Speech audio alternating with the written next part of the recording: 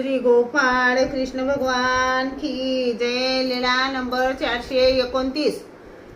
इंद्रभटाला झोपण्यासाठी जागेची सोय। इंद्रभट सर्वज्ञांच्या जवळ होते तेव्हा इंद्रभटाच्या नातेवाईकांकडे लग्न होते। ते साडे गावाला गौराईसाला लग्नानिमित्त आणायला गेले।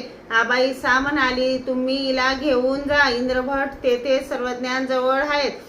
मग ते गौराईसाला घेऊन पैठणला आले। गौराईसा सर्वज्ञांच्या दर्शनाला येत होती। सर्वज्ञ सभा मंडपात बसलेले होते। इंद्रभट सर्वज्ञांजवळ बसलेले होते।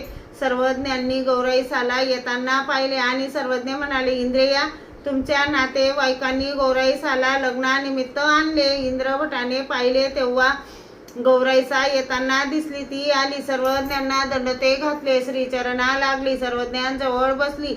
नंतर इंद्रभट आणि गौराईसा गावात गेले। मग संध्याकाळी पुन्हा आले। मग नदीच्या सज्ज्याजवळ उभे राहिले। सर्वज्ञ म्हणाले, ही जागा तुम्हाला झोपण्यासाठी, येथे तुम्ही झोपावे। ज्याची राहण्या झोपण्याची सोय नसते ते एवढ्या जागेत झोपतात। मग इंद्रभट आणि गौराईसा तेथे झोपले। श्री गोपाळ कृष्ण भगवान की जय।